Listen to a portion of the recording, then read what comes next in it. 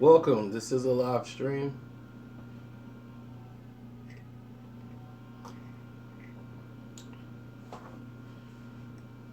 And what you're watching here is Karceno for Life, original content creator.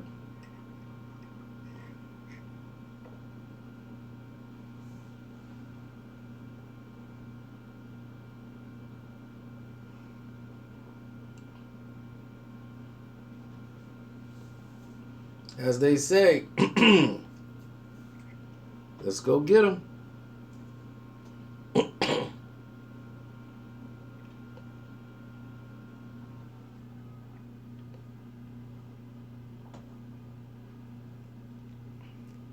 The revolution will be live.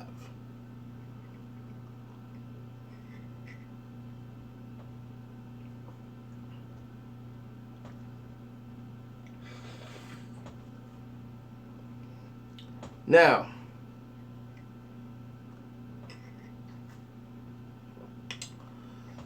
just giving you guys time to get in here live a little bit. I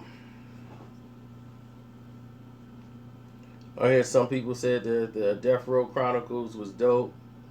The way they set it up and everything. The Deathrow Chronicles perpetrated so many false narratives, and it was such an abuse as to what actually transpired and some of the things that they took from YouTube videos and they took from other people's videos. I'm gonna let you guys in on a little something. See, about a year ago, this was being developed, and they took from a couple of people's books.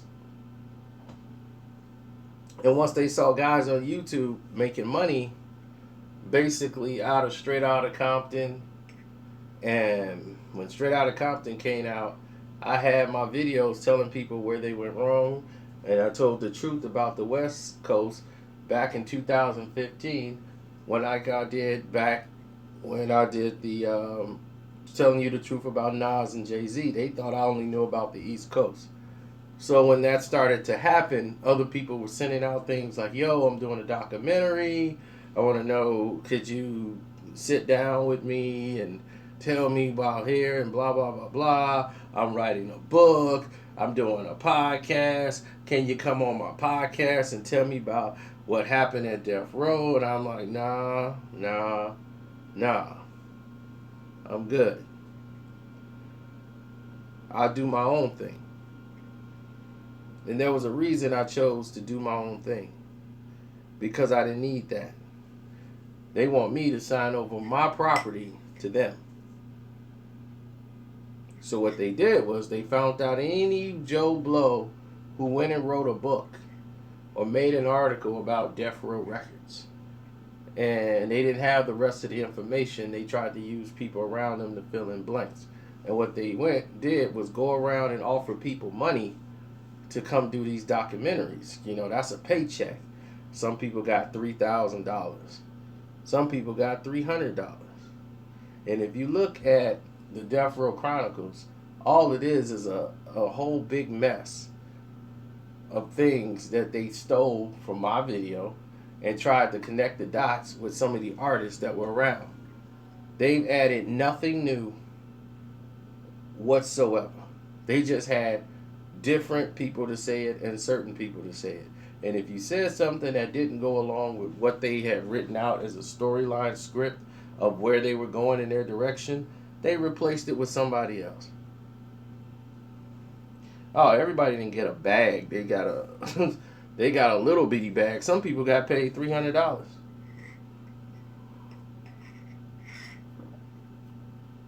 Now, some of it is very entertaining. Like, if you know nothing about Deathrow, or if you've never seen my Truth Behind videos, then yeah, then definitely watch it. It's entertaining. They have video footage and all this stuff to go along with it. But if you've seen my videos, you can fill in all the blanks that they left in this thing.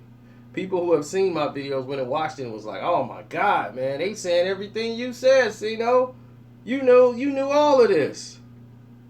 I said, yeah.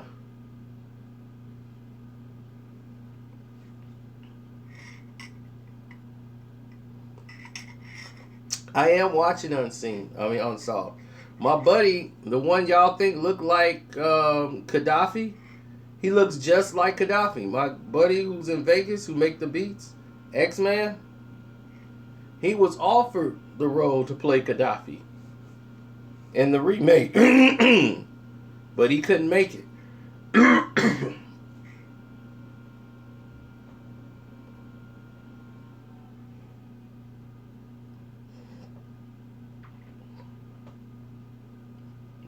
They offered him $300, $300 a day. That's it, $300 a day to play Gaddafi from the Outlaws.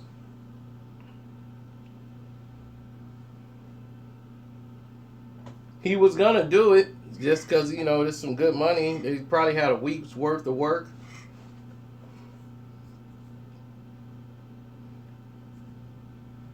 Yeah, because instead of making a documentary, they made it like a film. They used real actors and made it into a film. So I said I'll watch this before I watch that Tupac movie that just put out, which is one long hour and 50-minute music video.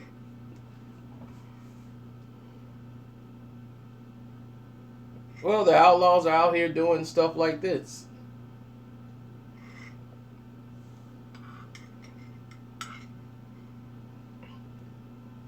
Now you heard them, and they've even cut it up and put it on YouTube themselves.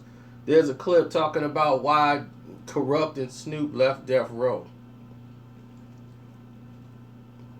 when Suge went to jail. Corrupt left Death Row before he was the first one to leave Death Row.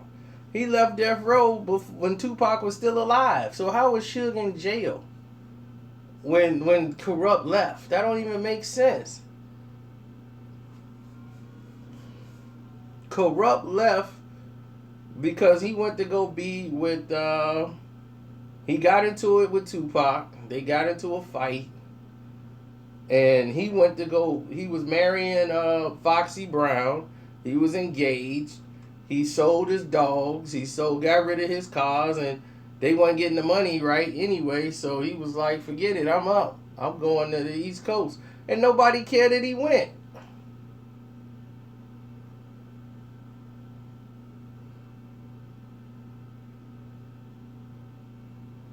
He was the first one out.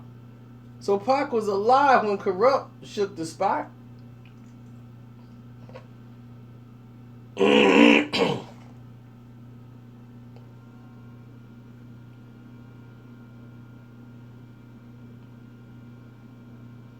They fought over in when they went to Cabo, St. Luke. Corrupt and Pac got into a fight. So my thing right there is BET. How can you be this inaccurate? So what do you mean when Corrupt and Snoop left when Suge was talking about when Suge was in jail? That's a total misconception. They didn't leave at the same time.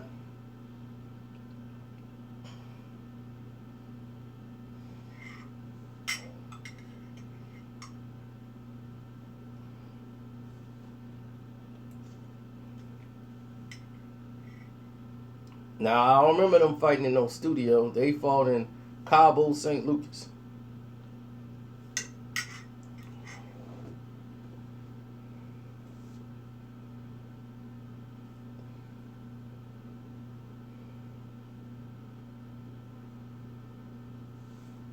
Now, it's a lot of problems that went on. Suge paid a lot of people cash money out of their pockets. But just like any other record company or any other record deal, you wasn't getting paid that much. He was paying them and giving them gifts and cars and everything else. But they wasn't getting their publishings. They wasn't getting their royalties. Some of these guys weren't getting their royalties. They didn't look at their contracts. They didn't see how it was structured.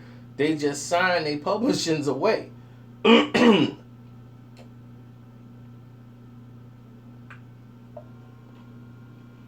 Snoop signed away his publishing before he even knew what it was.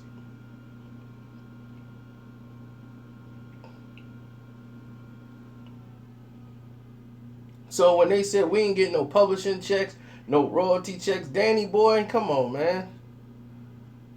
You out there going both ways, man. Come on. Stop playing.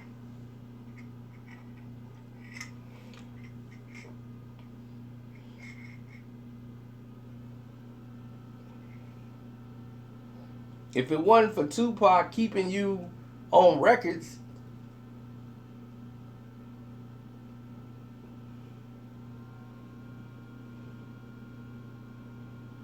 he ain't from our Chi-town.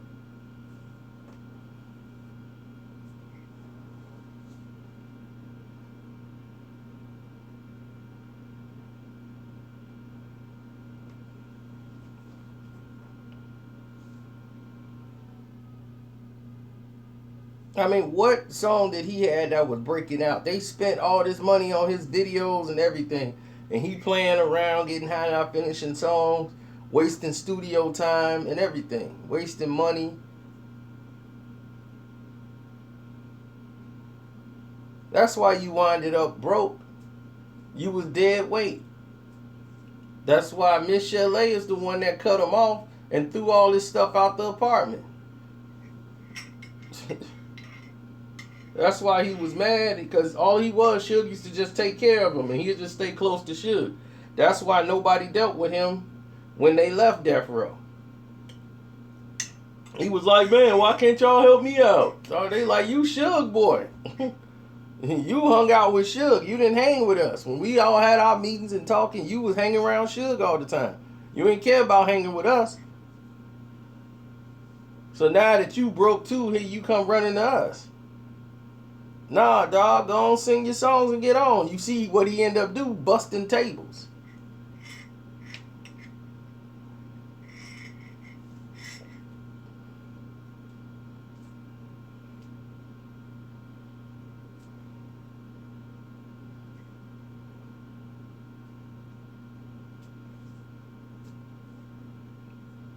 Suge made a lot of those guys money.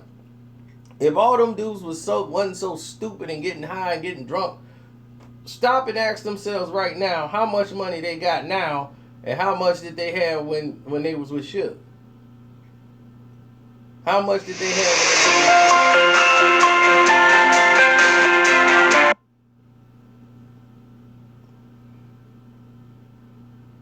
That's all they got to do is ask those questions.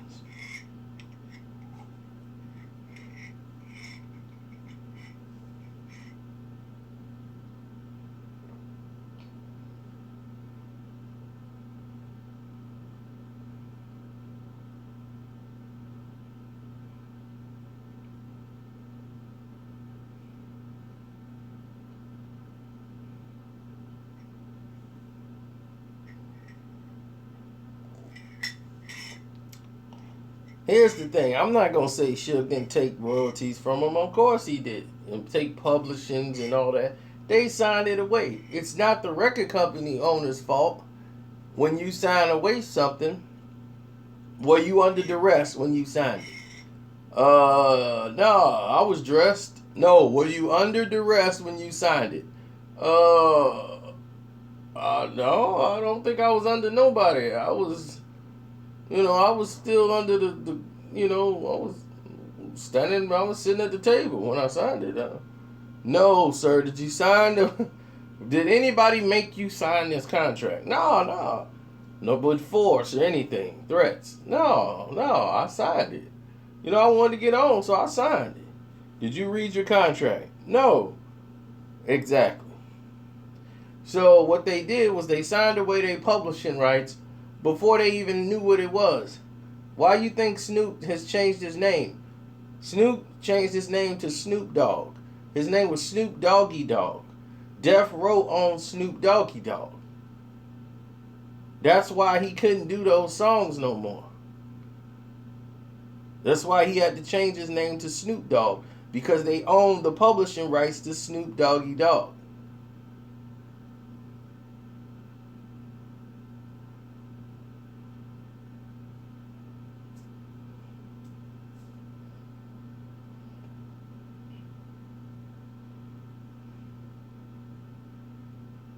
Now, the Dog Pound was owned by Death Row. They had to change their name to Daz and Corrupt, Daz Dillinger, or Daz the Kingpin, or whatever. They had to change their names around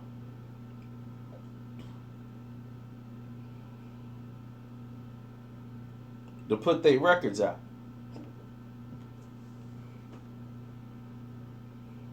Now, my thing is, if this was Jimmy Iovine instead of Suge, and they signed with him and Jimmy took their publishing, would we be seeing this? Would we be hearing about this? But you know what Suge did for them? Bought them a house. You know what Suge gave them? Cars. You know what Suge got them? All these things that they wouldn't have had they been with any other record company. People's like, man, y'all some millionaires.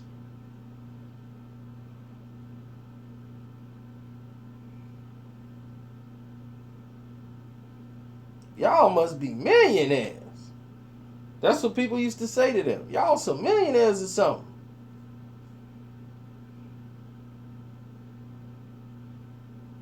Then Suge went to jail and they came and repoed the cars that they thought was theirs but wasn't.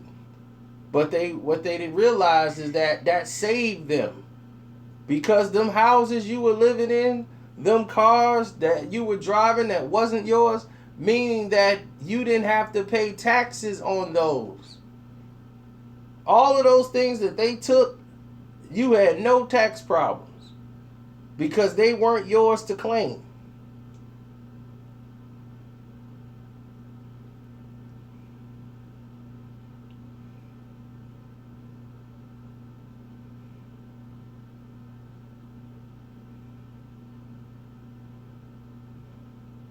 All that fell on Suge and everything he was going through. So all the money you made from the past, where you got your producing credit, your publishing. See, the people don't understand is royalties play you way more than publishing.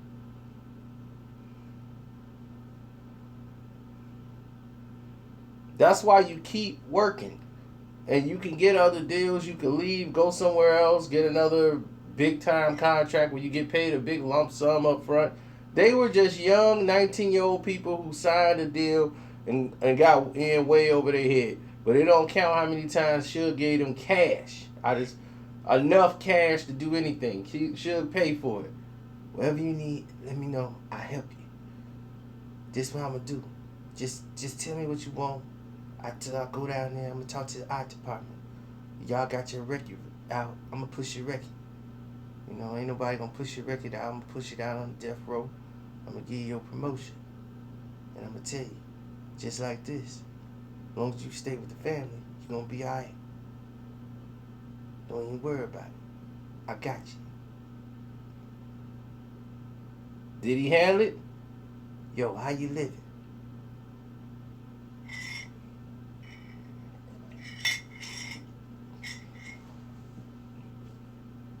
When Suge say how you living, that's because he finna hit you off with some paper. Hey, thank you for the super chat donation.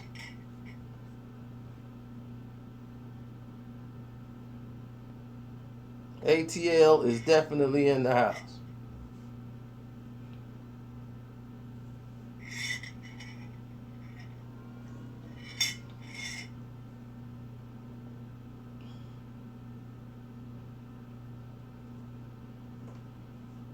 No, Dr. Dre didn't care what the contract said.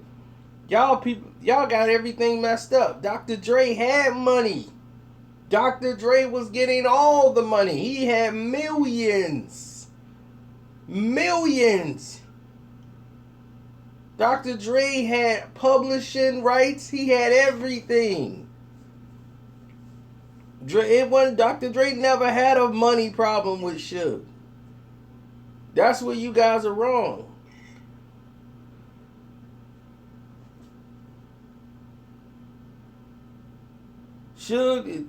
Dre never had any problem getting money out of Suge. He was a part owner of Death Row Records with Suge.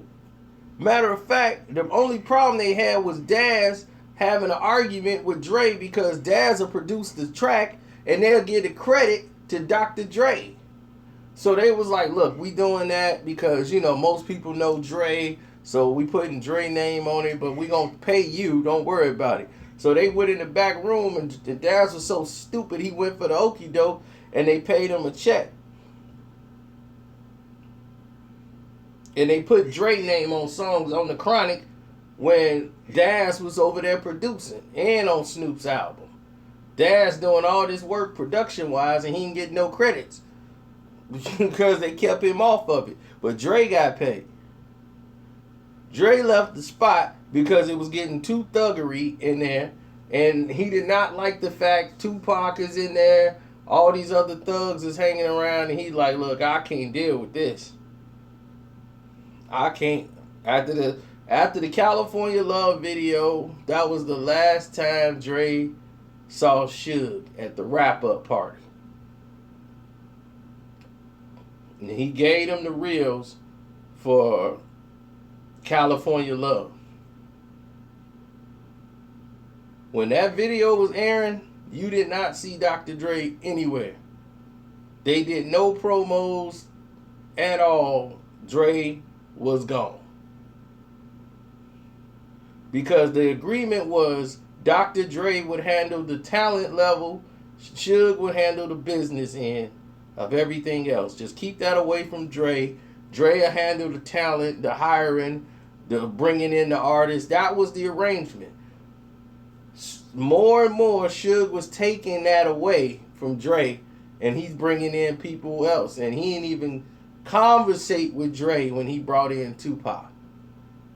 Dre didn't want Tupac there. He didn't want this whole thug everything, and it's just all these thugs hanging around the studio. He wanted that atmosphere away from him. And then when somebody got beat down and they, you know, that was enough for Dre. He wanted out. So it had nothing to do with money. He wanted peace of mind. I told you guys, BET and everybody else that's going around here sensationalizing all this stuff, they don't even, no, it had nothing to do with Sam Snead. Sam Snead got beat up later on down the road. He stayed. And they beat him up because people didn't like him. He was in charge of the studio. They looked for a reason to beat him up. All that stuff about he got beat up because he had East Coast people in the video. They were looking for a reason to beat up Sam Snead. Sam Snead was put in charge. He was basically one of the only guys there that was still loyal to Dr. Dre. So people was like, yeah, he's Dre guy. He's Dre dude. He's Dre homie. So they were looking for a reason to beat him up because his job is to manage the studio. And you don't understand is that people got to pay. It costs money for that. See, by now, today, anybody can record out their house. They don't need to go to the studio too much. Unless you're going to really go to a major studio to master down the songs. Now, you got unmastered, unfinished songs all over the SoundCloud and everything now. Nobody care. So back then, studio time, studio's very expensive. You talking $300, sometimes it's $500 an hour. So he was in charge of all that. He was getting paid good money to be in charge of the studio, to run the studio time. So when you got everybody on studio time and they don't like how much time you giving them, you getting $500 an hour, $600 an hour, and they get mad at the guy who's running the studio. Because they like, man, look at that, man. They messing around. They wasting studio time. He got to keep up with the budgets and everything. So they ended up finding a reasons where they could just beat him down.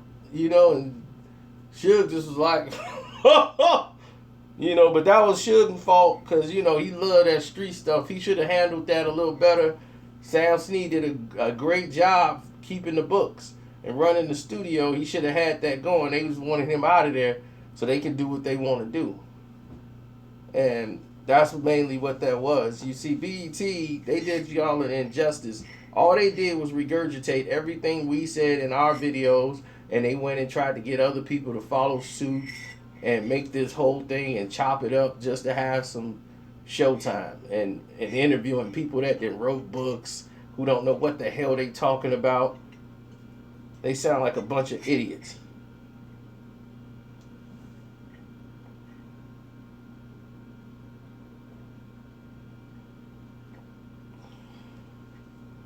Right, all them people that helped make that show, most of them had a podcast and ran something to do with a podcast and wanted me on it. And I said no. This was back when 3 years ago, 2 years ago. Then last year they started doing a recruiting to come up with this documentary. It was last April, as a matter of fact.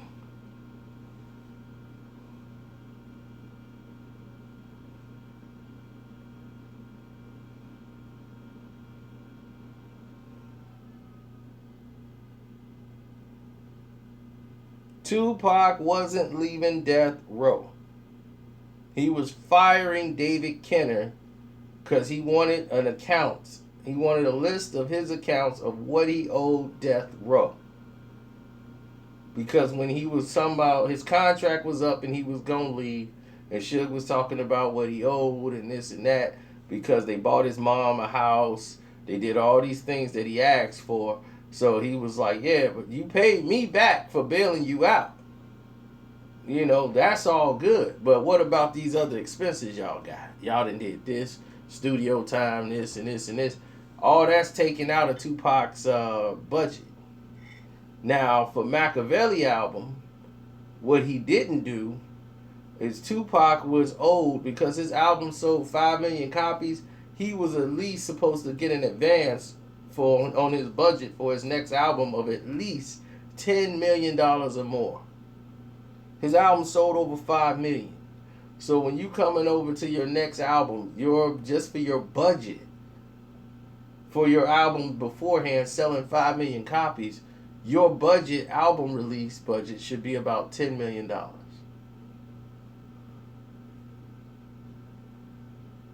lot of people don't even know that.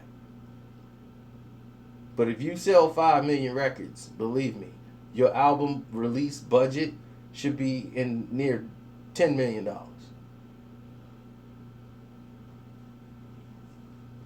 And Pac didn't get that. Nowhere near it.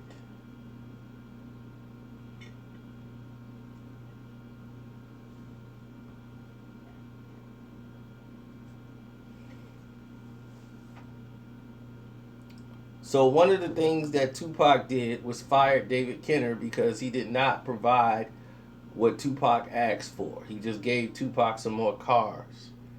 Something that Suge wanted to do, send him some cars. But what Suge did was give him Deathrow East.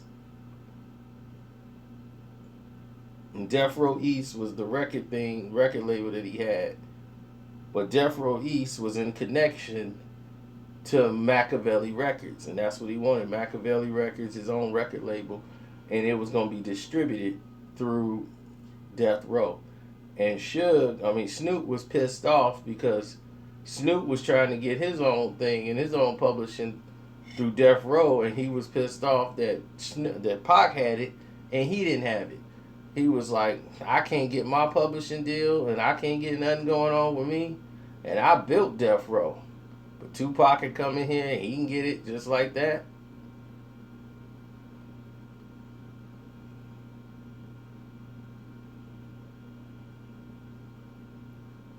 So Snoop was jealous of Pac. He was jealous because of what Suge was giving to him and what he didn't get.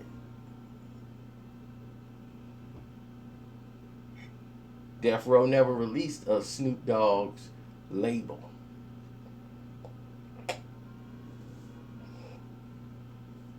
He didn't hate Tupac. He was jealous of the fact of what went down. But here's the problem. Snoop's trial was about $3 to $4 million. They hired Johnny Cochran. You know how expensive it is to hire Johnny Cochran to defend you in the lawsuit, in the law case? Suge didn't pay it out of his own pocket. Suge had to go get that money from Jimmy Iovine and had him pay for Snoop's trial. And Jimmy was like, how are we going to pull this off? They got to figure out how they're going to pay for Snoop's trial. It was like, look, this guy right now got about 3 songs recorded. doing Doggy Style, and it's like this dude finna have the biggest record in the world. And I'm telling y'all right now, if the Chronic didn't sell 5 million records or 4 million records or whatever it did, and everybody in the world was anticipating Snoop would have been in jail for murder. They was gonna send him up the river.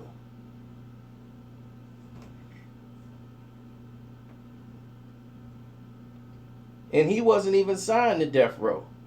That's how much they didn't even believe in him. When Dre brought Snoop in to work on the album, Suge didn't like Snoop. It was just like it was in Straight Outta Compton. He was a Crip. He rolled with Crips. He was Crip affiliated, and Suge did not like when Dre brought him around. He was looking like, what's up? And none of the Bloods around them, the Pyrus, they really didn't like that. This guy coming in the way he did. So he was Dre's responsibility. Wherever Snoop went, him and Dre was tight. That's how it worked. And it was like, you stay around Dre house. You roll with Dre.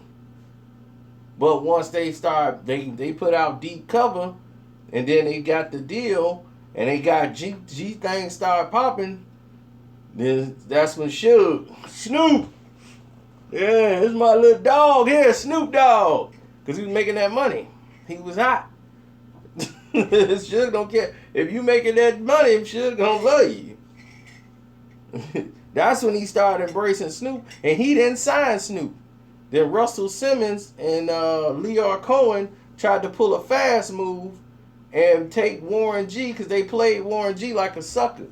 Warren did all that work on the Chronic album and everything, and they didn't even give him a Death Row jacket, wouldn't take him on tour, nothing. They just sent him home back to his sister's house.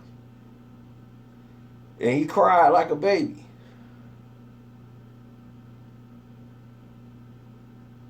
And then Leor Cohen and all them guys hooked it up where he could take a meeting with Def Jam.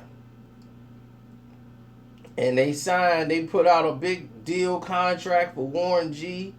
And man, he was like, wow, for real? You know, he had the deal in front of him. It was, Def Jam was making a West Coast run at this time. That's when they got the Prodigy and Havoc. They went and got Domino.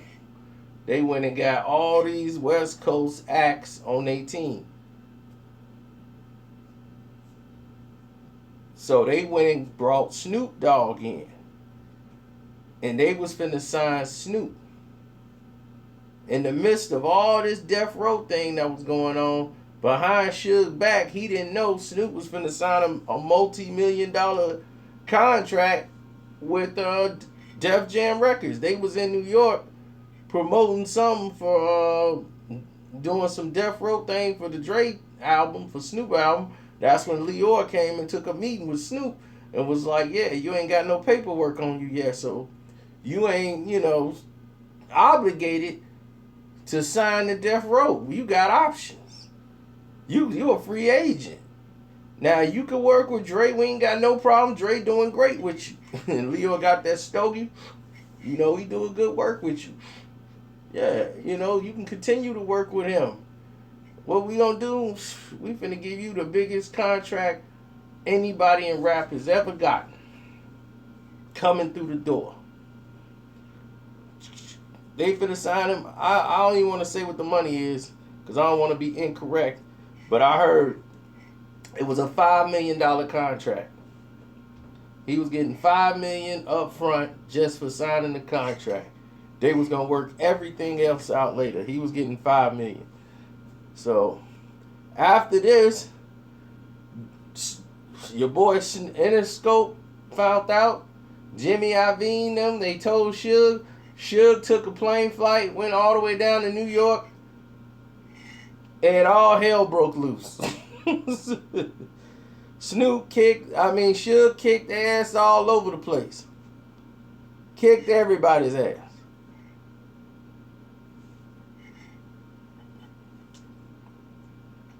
Next thing you know, they came to an agreement.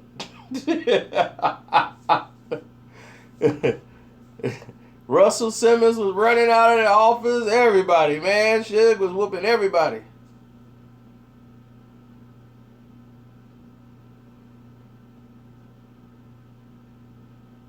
So once it was done, they've all come to an agreement. People were bleeding.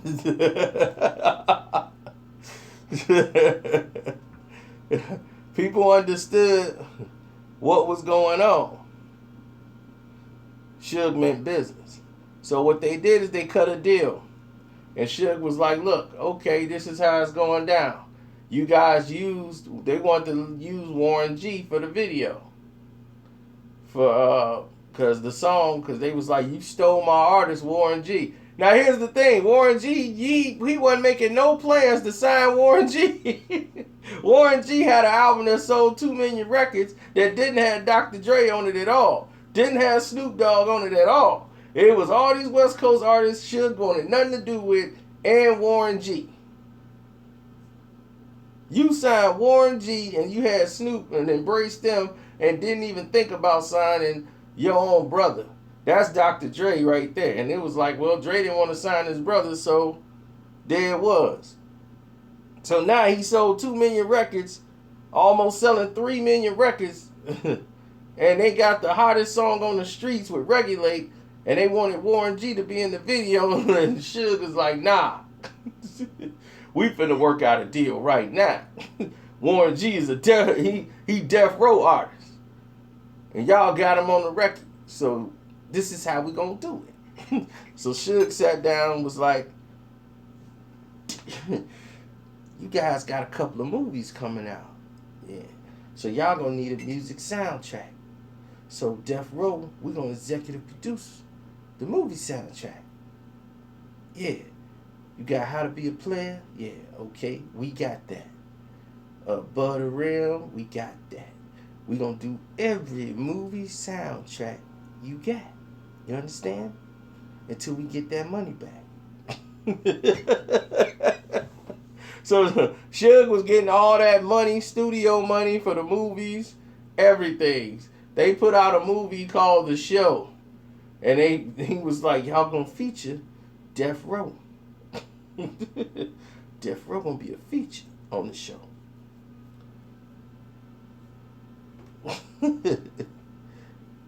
They was taking all the money. So Suge was extorting them. They was just another piggy bank for Suge.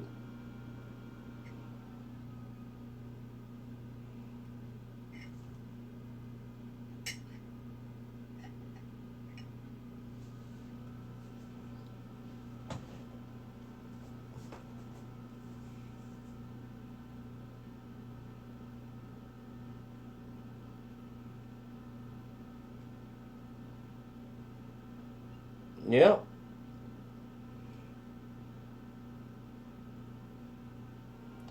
Well, Suge helped get the money to get him out. Suge ain't paid nothing for nobody. Suge went and got people to pay the money.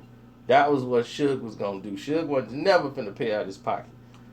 Nah, not for that. They gonna pay. See, Suge, this is what Suge do now. Every rapper in the game that's getting a check today, thank Suge Knight. Because believe me, they were paying you crumbs and laughing and sitting in their office buying boats with your money, buying new houses, summer homes. These were managers. All the criminals that was at Priority Records. All the criminals. They had all the rappers. They had Ice Cube, NWA when they first came out. That was their first rap artist ever. They only had the California Raisins. They had NWA, Eazy-E, they made them millions of dollars. They had nothing as their record company. And what they do, they got in there and they manipulated Ice Cube to leave so that they can get him to go solo, and then everybody started running over to Priority Records. Then they got so big and arrogant, they was like, well, we don't need NWA no more. And Eazy-E, forget them, we big now. So we rerunning things, ripping people off. They couldn't rip off Eazy-E and Jerry Heller because they knew the game. So they couldn't do that. So they needed to, in order for them to extort money, they needed stupid people to come over and sign with him. Eric Wright was too smart. Jerry Heller was too smart. You wasn't going to pimp them. You was only going to get what you was supposed to get, and that was that. Ice Cube did his thing, went over there, went solo, signed with him, had a platinum album, and didn't get a dime for it. And they was like, oh, we're going to make it up on the next one. Then he had to take a baseball bat into the record label's office and start smashing things around. Till they cut him a check. And they finally gave him an advance, which he had to pay them back.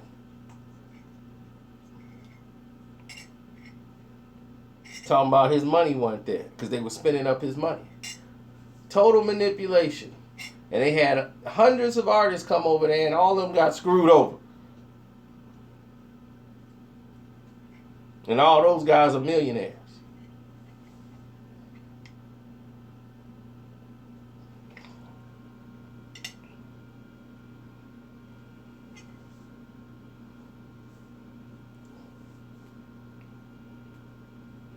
Well, that's when Eazy-E went to New York and signed a distribution deal. Thank you, CJ. I appreciate that.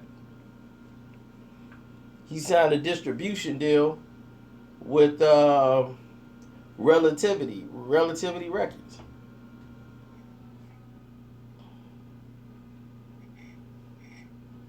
That's why Eazy-E had so much money. Did you ever hear about Eazy-E going flat broke? No, Eazy-E had to restructure his deal because he had baby mama problems. But do you see Eazy-E broke? You see he was buried in an all gold casket, right? Man had money. People tried to steal from him. Jerry Heller stole a lot of money and misplaced it, talking about he was trying to protect Eazy-E. And Eazy-E owed all them taxes.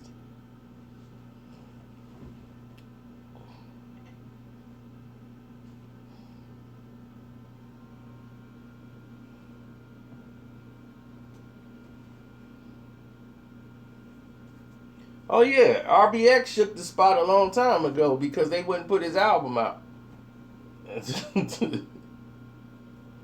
And see, that's the thing. He was like, man, I can't get a record deal. You know, Suge ain't gonna put my album out.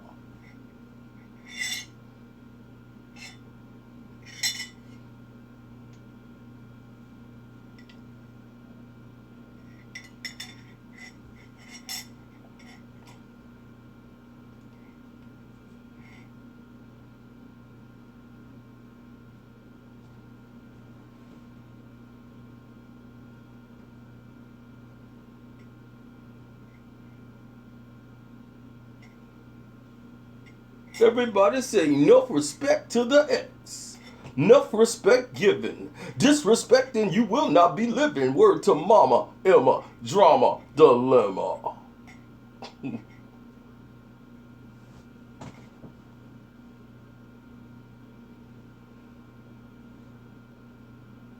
Clive Davis was robbing LaFace Records. LaFace Records was robbing their artists. See, why you think LaFace went under? You gotta understand something. When you deal with people in the game and everybody in the rap game is cynical. If you thought Dr. Dre and all these guys were, and Ice Cube, the same thing they said Eazy-E was doing to them, and like, man, we got robbed when we was with Eazy. They done did it to everybody else. If somebody else was robbing you and you felt like, man, I was being robbed, why would you go rob somebody else that's signed to you? You gonna rob the next guy coming up? Now tell me, did the same people say the same thing about Ice Cube? If not worse? Didn't the same thing people say the same thing about Dr. Dre? If not worse? Thanks, B. I appreciate it.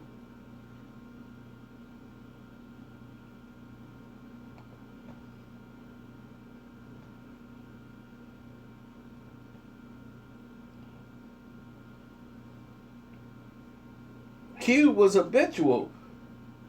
Ice Cube, I'm going to tell you right now, Cube was amazing. when he was really focused on doing this. But y'all don't understand. Even back before his first album was out, Ice Cube didn't want to rap no more. I'm going to tell you that right now. Hold up. Cube did not want to rap no more. Ice Cube wanted to make movies. Way back before his first album. When he first left and did it all, his first album completed, he did it on the East Coast. Because that's all he listened to anyway.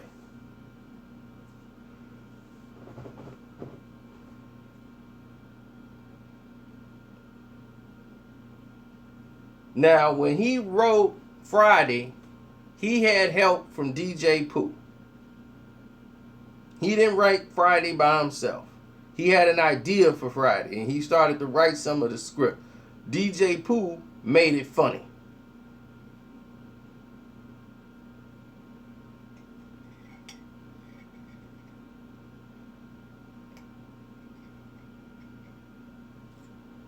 DJ Pooh knows how to write. So he knows how to make it funny. Ice Cube didn't want to pay DJ Pooh what DJ Pooh was supposed to get.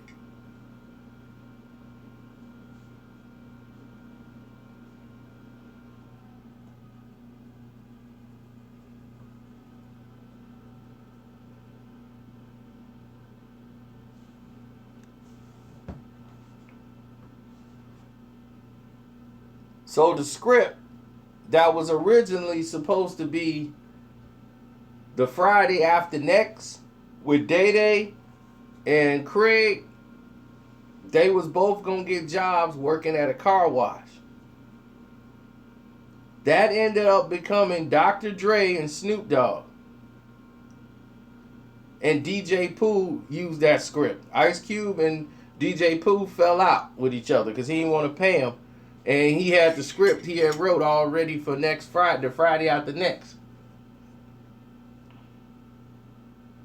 So the same script was used to call The Wash. And that went to Dr. Dre and them. Dr. Dre was like, yeah, I'm going to take that. Because he saw how Friday was pumping up. And he was like, man, because Dre was on the soundtrack. And that's one of the last songs he did on Deathrow. One of the last ones before California Love and all that. But that was one of the last ones where Flex wrote that.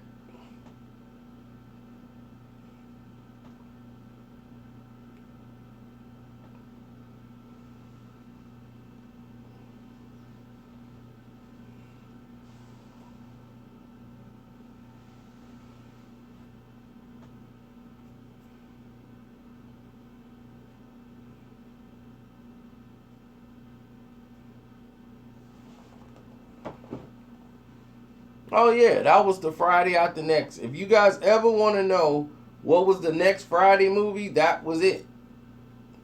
The Wash. It ended up becoming The Wash. They changed the script, changed the little things around, but that was Data and Craig. Oh, thanks, Sean. I appreciate that, Sean. I appreciate it. I really do.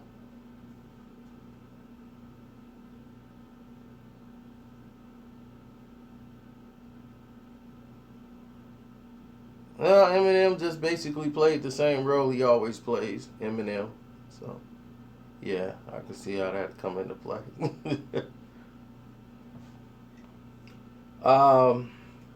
So, with knowing all the stuff that we know, and you for the past 1 hour have learned and listened, thanks too for the super chat donation. I appreciate that.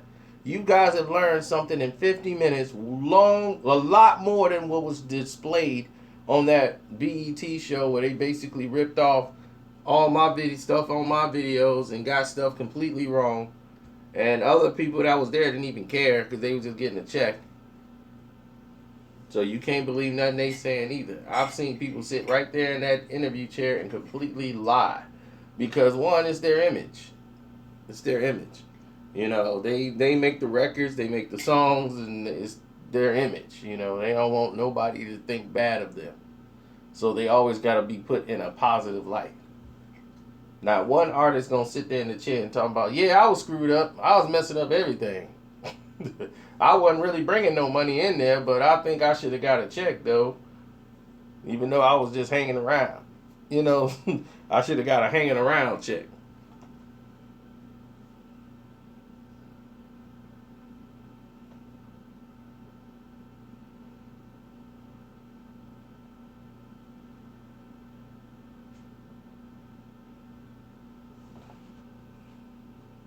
Well, we already discussed this earlier, but Danny Boy was left out because Danny Boy was Suge's boy. He hung around with Suge because Suge was spending the money.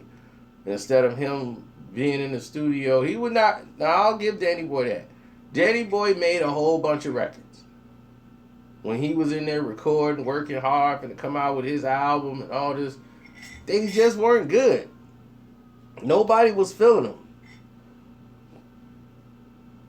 That's what everybody used to say about Danny Boy, because they was like, man, Suge, he was like Suge's son. He did anything Suge do. He dressed like Suge. He was rolling. Suge was just glad he had a little flunky. You know, and that's why nobody, when things went left, when Suge got locked up, nobody gonna look out for Danny Boy. Miss Chalet definitely wasn't. She threw all his stuff out in the streets. Because she was like, look, they finna come take the apartment and I can't afford to pay that in Deathrow. We're not finna do that and Suge put me in charge. So I'm not finna keep paying for Danny Boy. Danny Boy, you gotta come get your stuff right now. Cause I'm throwing it out.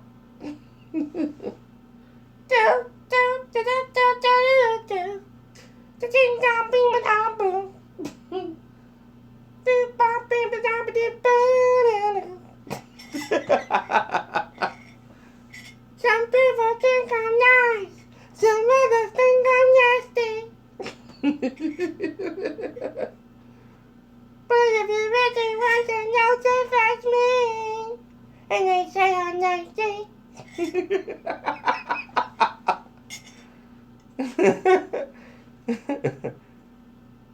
I'm nasty, Dre. I don't care. Get in there right now. And you gonna sing them songs. You did right.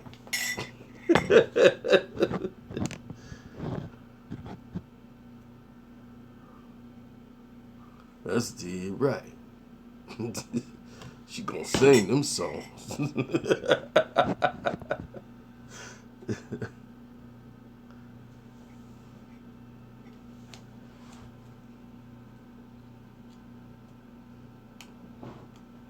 Yeah, you know that whole thing was nothing but an Ike and Tina show. When they had him out there, they was like, Ike and Tina remix. Dre and Miss Chalet. That's that Miss Chalet show garbage. I'm tired, Dre. I can't sing the song. I'm gonna give you something to be tired about. Yeah. I don't feel it, Dre. Well, you gonna be feeling it in the car. I'm like, what in the world did they put on television?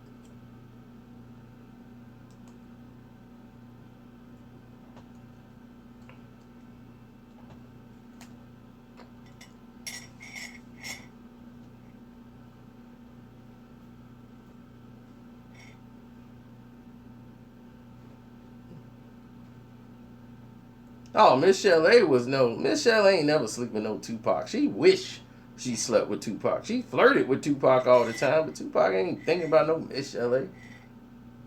Miss Chalet was no dime. She was too ditzy. She come home, Dr. Dre got a chick living in the crib while she there. Dre, why is there a woman here? Look, this is my artist. Don't ask me about what I'm doing. Just cook the food. Shut up. She need a place to stay. You in here tripping, causing up all this noise.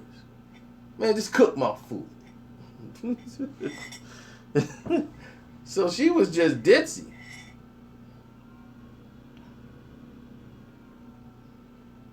She was on drugs all the time. So when Suge was gone, she thought she was Suge. Because when she was like, yeah, I'm protected. I'm with Suge now. So I'm going to be bossing stuff and telling people what to do. That's why Daz didn't like her. Daz don't like her because she wasn't giving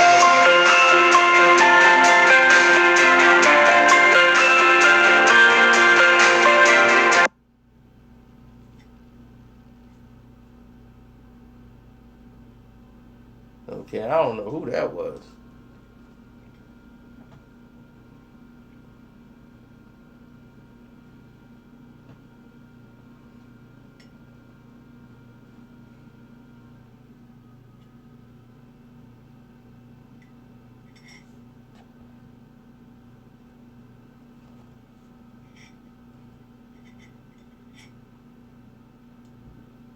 No, Pac didn't. Why would Pac want to mess with that thing? She was mad Tupac wasn't feeling her like that. She tried to sit on Tupac's lap and put her arm on Tupac. What she told, what's her name? See, y'all too skinny. Y'all gotta have some muscles like Pop. Then you can walk around with your shirt off. Then Deathrow got something to sell. He was like, man, shut up. That's a dad, shut up. You nothing but a cluck. Did you say something, Daz? Cause I don't think you want no static in here. She better shut her dizzy self up. I still hear you talking, Daz. I'm on my way to visit Suge in jail. I'ma tell him how you been acting. Tell him I don't care.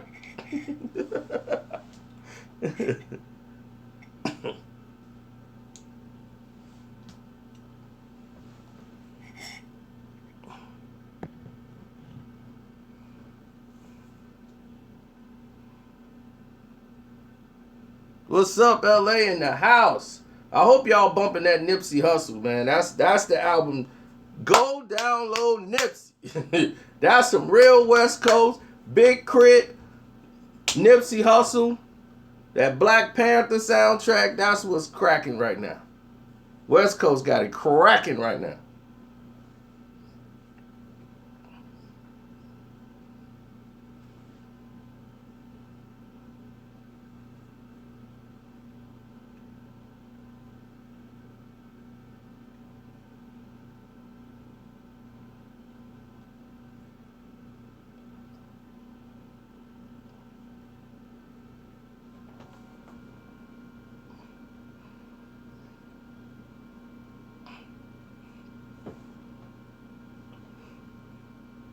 Who said Nipsey album is overrated? He had some of the best features on his album. Some of the best features on his album that everybody, I'm like, man, he got him on the album? And I'm like, this works. See, this is how you do a feature. Oh, thanks. No problem, fam. But that's how you do a feature. But Daz and Pac wasn't even talking like that no more. It was a little bit of static between Snoop and Daz and all of them, the Dog Pound, before he even went to Cali. And it might have been because of what happened with Snoop. But the only one that he really conversated with was Badass. And Pac that asked Badass was the rest of them going. He talked to Daz and them through Badass.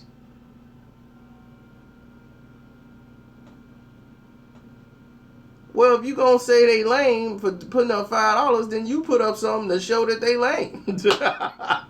How somebody gonna complain about somebody doing something and they ain't doing nothing? Yeah, if he donated $5, lame. What you donate? Nothing, but they lame.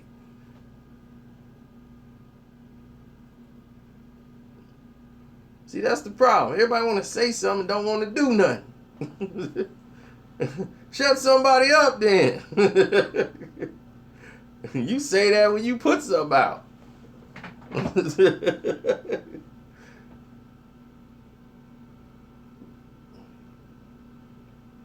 You laughing, but it's on you.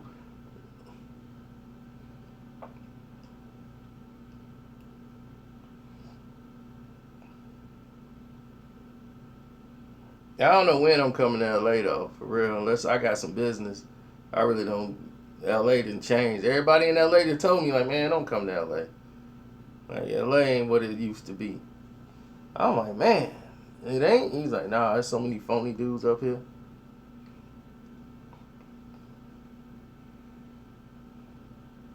Why would I be banned from LA? That don't make no sense. I champion LA. I sit here and tell people the Bay rappers are the best. LA got it popping. They got the hip hop where it need to be. Why in the world would they be talking about me? Oh, thanks, CJ. I appreciate it, and I'm gonna keep spending that brown money. You right. I'm still spending brown money. I ain't touched my money yet. It's sitting in the bank.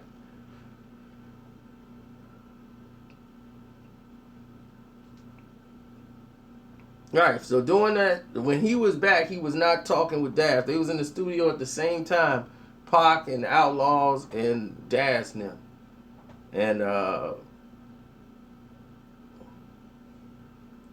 And Badass ended up talking with one of them. Ended up, because he was connected with Snoop and all them. So Badass was hanging out with Pac all the time. That's why you hear Badass on the Machiavelli album. And they were vibing. So he's like, Pac came in there. He was, hey, what's up? Hey, ask Daz if they finna be, are they going to Vegas?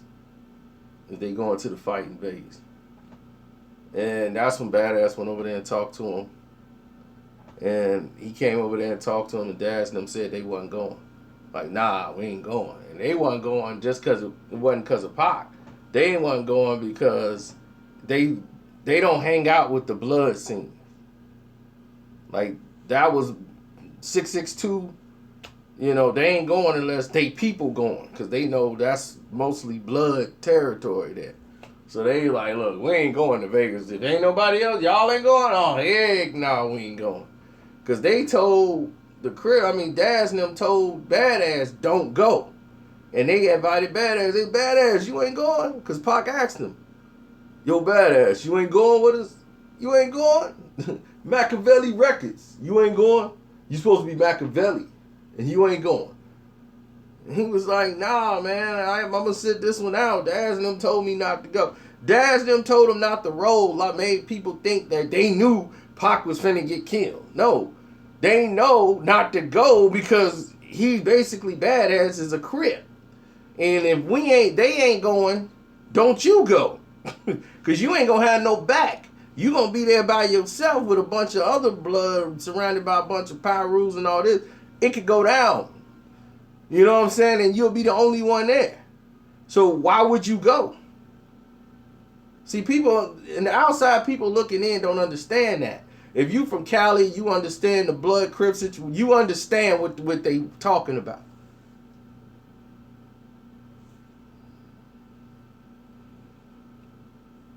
Well, Badass had a big mouth. So when Suge got out, Suge had to close it for him. He started running his mouth, you know, when he got there and wolfing that and all that. So Suge saw him in the club and he talked big stuff to Suge, and Suge had to sew him up a little bit, you know, give him a little taste. Because he kept running off at the mouth. And Ray J was partially responsible for that. So that's why him and Ray J had a little situation where he saw Ray J for the first time since all that. As soon as he saw Ray J, waka!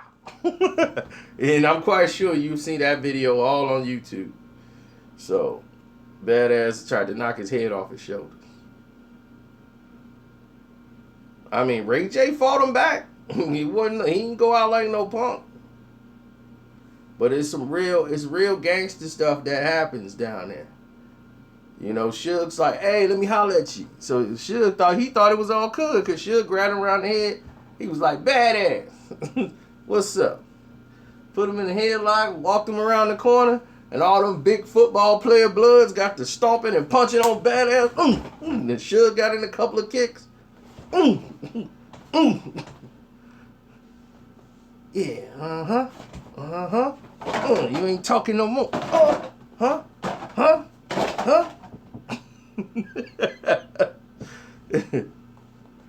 Newark. Oh man, Newark, New Jersey. Oh my God. No, not Newark. Y'all got some of the best rappers, some of the finest women in the world in Newark, New Jersey. Woo, they got some of the baddest Dominican chicks. Oh my God. I don't know where they from. Cuban, half black, half Dominican. I just can't get to them. I can't deal with Newark Airport. The worst airport in the country. It's the worst airport in the country. God, you ain't gonna be able to get through that airport without killing somebody.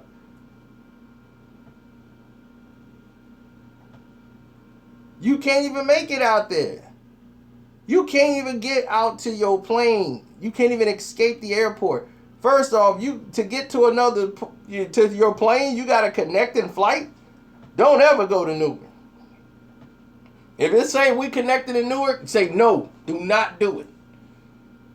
Don't ever. You got a connecting flight. You in the airport. You got to come outside the airport in the freezing cold. I'm coming from Hawaii. I'm all with a tan, and I've got to come out into 30-degree weather, snow. I got on all my Hawaiian stuff. I'm like, what's going on? I got a layer around my neck, freezing to death. What's going on here? They was like, oh, your plane is in that building. You got to go outside, get on a bus, and the bus got to take you to the other side of the airport to get on another plane.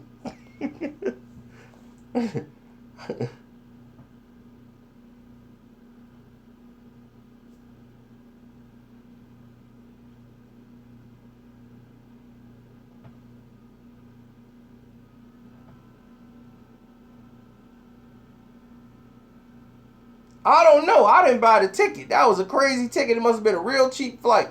Because that don't make no sense how you fly past Chicago, go to New York, get a connecting flight from Hawaii to New York to connect to come back to Chicago.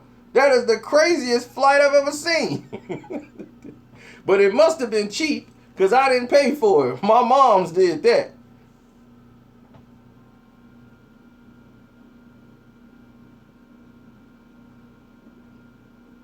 Oh yeah, we know Big Psych, dog. Everybody out there that still don't know me. Now they can't stand me. All eyes on me. Big Psych.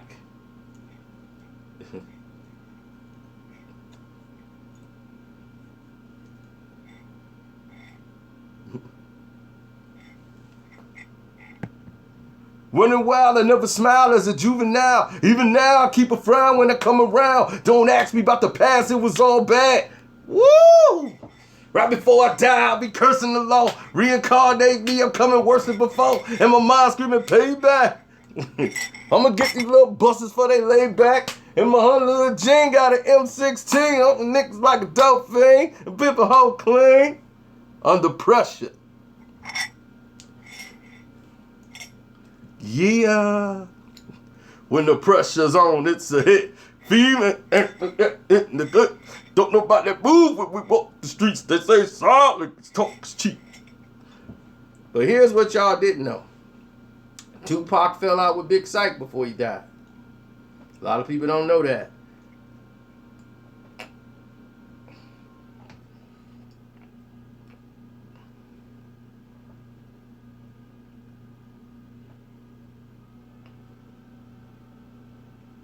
Oh, somebody said they just said that. I'm sorry. Yeah, I made a video on it anyway. So, yeah. So, you probably, if you've been following me, you know about it. Frank Alexander. Oh, well, Frank would know he was the bodyguard. Rest in peace, Frank. Frank did a lot of damage. He made a lot of stuff up. And rest in peace, Frank. He did it the wrong way.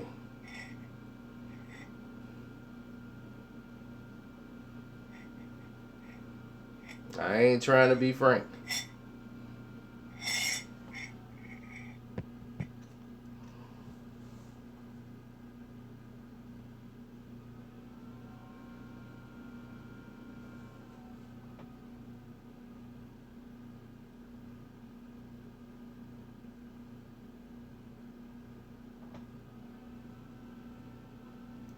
No, what happened was he couldn't keep his mouth. Big Sight wanted to get money right well. He like, man, I'm ready to get this money. And come on, man, when you going? He was going to sign him. He's like, wait, I'm going to sign you to Machiavelli Records. Because Pac told him, he called him over to his house. He was at his house. He was like, "Psych, look, I'm finna come out with this Machiavelli Records. So just sign with me. I'm going to have a whole bunch of dudes from the East Coast, West Coast. We're going to put out this One Nation album. And then after that, we're going to come with your album. We got the Outlaws coming. And then the One Nation. And, we're going to start just hitting them every month."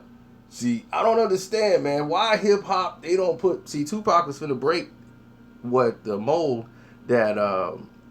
and Snoop screwed this up. Snoop is the one that really, really pushed the envelope when he started bringing some ideas to Master P. Master P started doing that. He would put out 2 albums at the same time. And he was like, rap people, he's like, fans buy like 3-4 rap albums every time they drop. Why can't they buy 3-4 Deathrow albums? Why they can't buy 2 Machiavelli albums and on the day they come out? Man, they don't understand the market. We're gonna put out One Nation, then the next month, we're gonna put out this album, then we're gonna have 3. Every month, we could put out 2 albums at least. Pac had a whole plan for Machiavelli Records. He was finna drop so many records that the market was gonna have to keep up with him.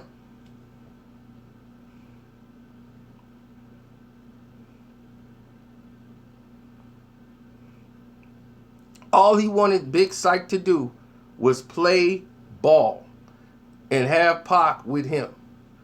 He didn't listen. Syke he went to Suge trying to get a record deal with Suge.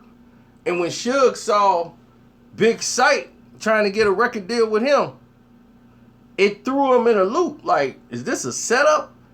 Is this Pac trying to send him Snoop? I mean, Suge looked at it like Pac sending him to me to test to see will I sign his boy behind his back. So this a test. That's what Suge thinking, like, this a test. So Suge was like, all right, well, we'll sit down next week and talk about it. So next thing you know, he called Pac. It was like, yeah, your boy Syke, he trying to sign with me. Through Deathrow. Directly to Deathrow. And Pac was like, for real? Alright. And ever since then, he was done with Syke. He was done with Big Syke. Just that quick. If you show one sign of no loyalty to Pac, cut off.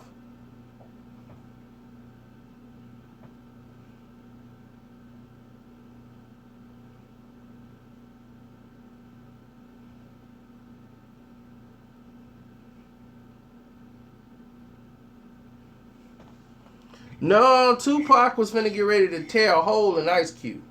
And that's because Cube had West Side Connection. And they was basically bootlegging what the Outlaws is doing. And they had just released Bow Down. And on the Source magazine cover, they got Ice Cube like this. Throwing up the West Side. Something he never did before. You never saw him doing no West Side with Mac 10 and everybody. Woo-wee! Did that cause a problem? Yay! They called, now that album is hard now. That's some old gangster. That's real gangster music. Right there. That's what real West Coast gangsters listen to. Pac was finna destroy Q. And that's why he did the interview. And you heard it on the last interview he did. He told y'all. He was like, now Ice Cube just dropped something called Bow Down. And it's obvious he hit him up and said, oh, that's how you do it. Now, if I let him come back, I will be wrong. I love Ice Cube and I love what he did and all that, but if I let him come back and he using his war stuff and trying to use us as the gas, he coming back on the war tip. And I can't let him get away with doing that. And he wasn't. He was finna destroy the West Side Connection. That was Tupac's mission. He was going to destroy that. Because he's like, if I let that go, then that makes me obsolete.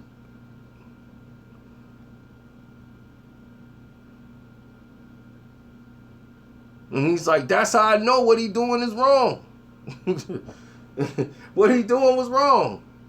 Why wasn't he making them bow downs when I was in jail? That's exactly what he was saying. And exactly. And it was like, well, Ice Cube started it. You know, that East and West Coast stuff. He was like, Ice Cube, when I was locked up, Ice Cube was out there. The day I came out of jail, it was a problem to be where you was from. That's power. Which is true. The moment he came home, the East-West Coast beef was really on. When he hit him up. It was on. It was a problem to be where you from. It wasn't no problem when Ice Cube was out there. So when everybody talking about that,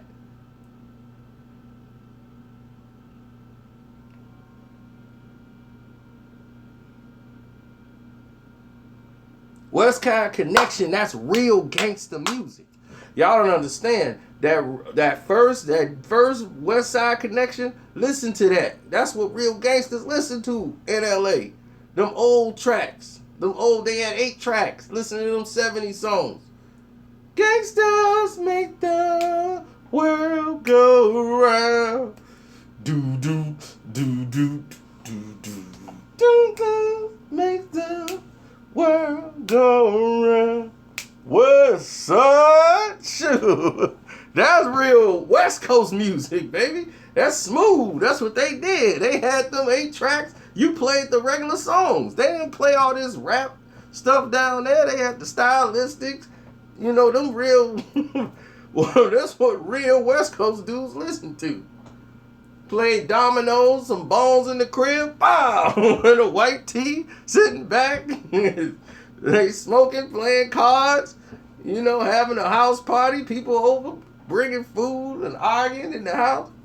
That's what it was.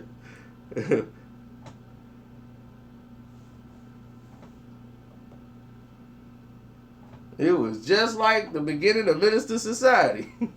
When Samuel Jackson said that thing about time you paid me my money. Man, look. Pay you when I feel like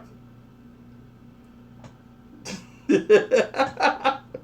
Shoot, that was a West Coast seed, and that was a lot of seeds in a lot of people's households, spread it out around the world. But West Coast was more relaxed because they could cruise. They about them low riders. You got to get them fixed up. The Alpines. Got to have twin tens in the trunk. They started all that speakers in the trunk stuff. We weren't even on that. West Coast people was on that way before anybody else. What you got? 245s, 210s? People didn't know what they was talking about. Broken in my car trying to steal an Alpine. People like, what in the world are they talking about? Alpines?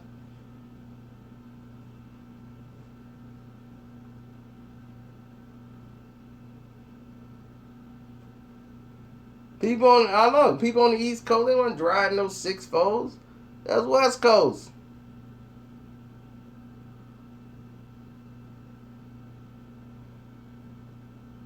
West Coast had their own sayings. Man, I'm telling you, man, these busters out here talking all this unnecessary manliness, man. Yeah, dude want to squabble. You know, squabble, you know, we gonna mash on them.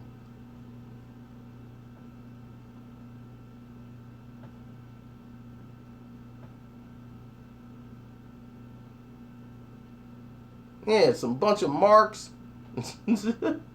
Bunch of lame marks, man, talking this unnecessarily manless.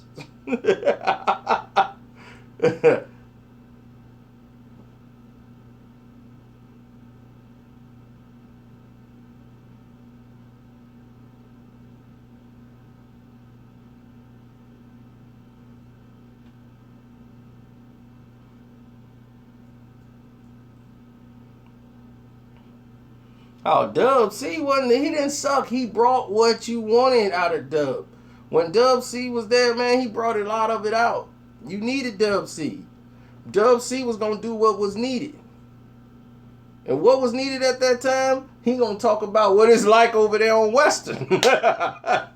My man gonna be doing the crip. People start doing the crip walk worldwide.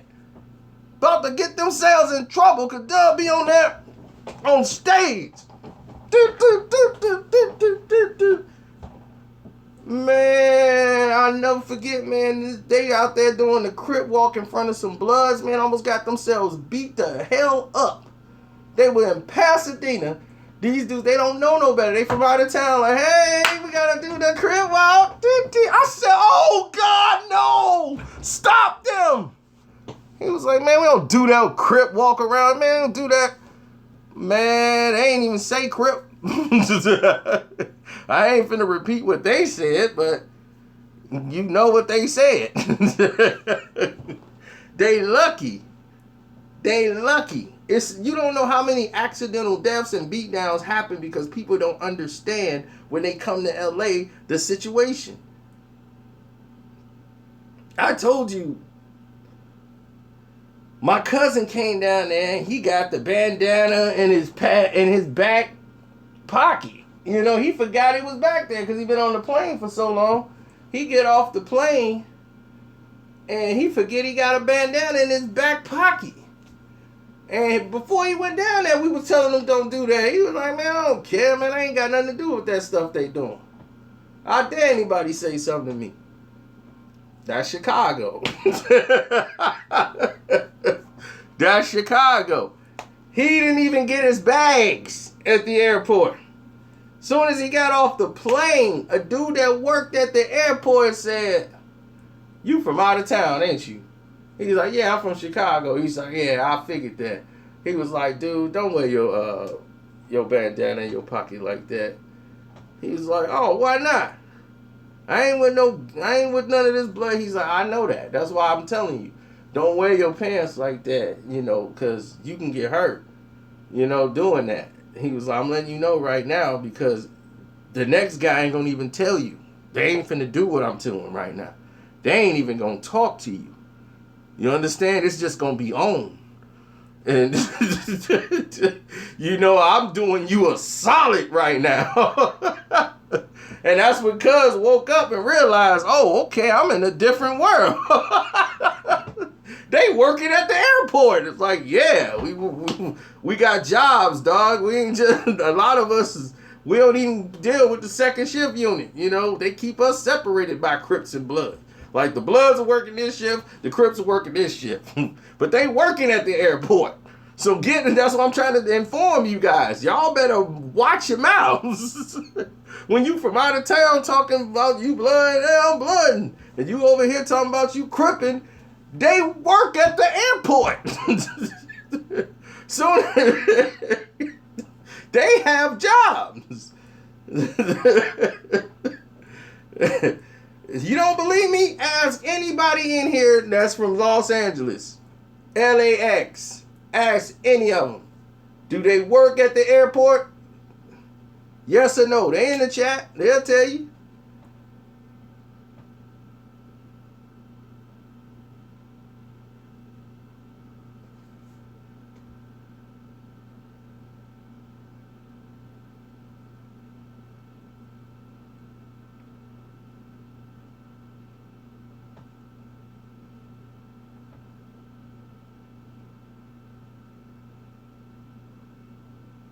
And they ain't gonna get fired. And that's the thing is, they ain't gonna be the ones to meet you. They making a phone call. And whoever don't work at the airport, they gonna come greet you. Give you real good car service. It'd be just like Karate Kid Part 2. Hey, Miyagi-san, Daniel-san, yeah, we here to pick y'all up. Here the car. They driving right on over there. Waiting for you as soon as you land.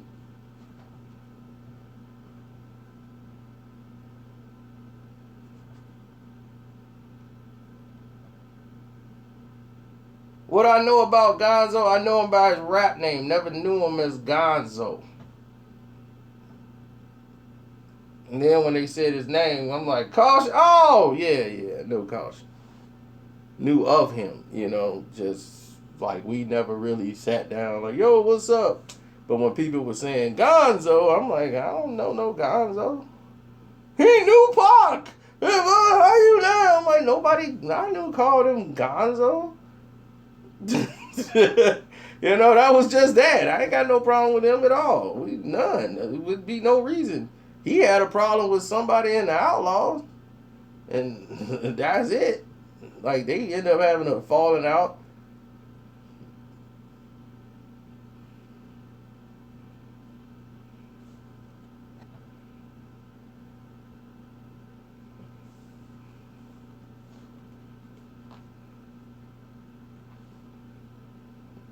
Snitching? I mean, that's everybody know that, man. Come on. It ain't like it was, ooh, we beat him half to death. You know, he got in a fight with some dudes in the Outlaws. That's what they did. You know, I don't know what the fight was about. You know, he'll probably tell you better than I can. But that was the word, yeah, you know, Caution got out of line, he got beat up, and, you know, I don't know. Probably a video shoot situation. You know, you talking about something years ago, man. I'm doing the best to tell y'all from what I've been told. 87th and Stony is in the house. Oh my goodness. Are you kidding me? 87th and Stony. What is there now? There used to be a Checkers right there on 87th. Right there by the Citibank. Queen of the Sea used to be there. That ain't there no more. The Walgreens is still over there.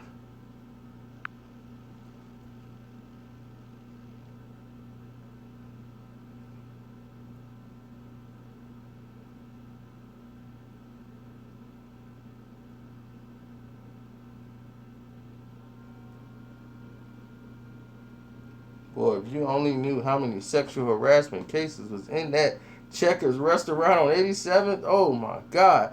It was so bad, they could have did a whole Me Too movie off that owner. They switched him. His name was Clyde. They moved Clyde all the way to the one on 71st Street.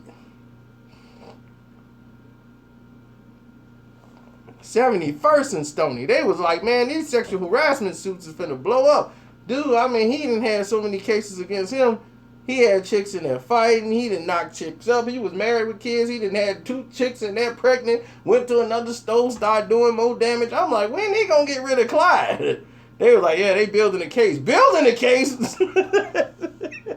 Building it? How many more chicks they want him to pile up? 89th and Stony. Jeez, what is 89th and Stony? That's just 2 more blocks over, but I don't even know what's there. South Shore in the house. What's going on, South Shore?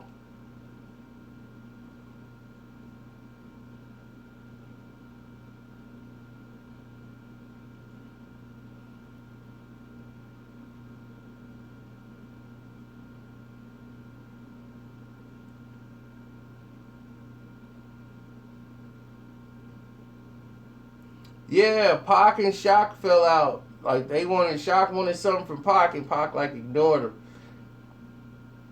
And that was the beginning of the end. I can't really nail down exactly what it was right now. But that's what happened. Naperville in the house. Uh-oh. Hustle to God.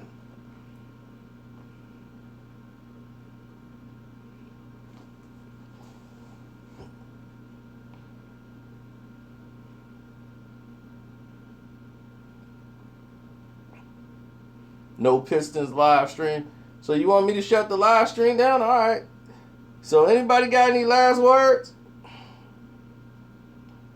Columbus, Ohio. I pray for the brothers in Columbus. Anybody got any last words at the end of the world? And you know you got no satisfaction. Got my nine. I'm walking up on the street and I'm blasting. Cause I'm gone as a G, and I'm coming from the CPT. And that you don't. That can't mess with easy. Where am I? Where am I? Where am I? Where am I? Whatever. Think easy. Y'all don't even know what that is, do y'all? Y'all ain't West Coast at all. To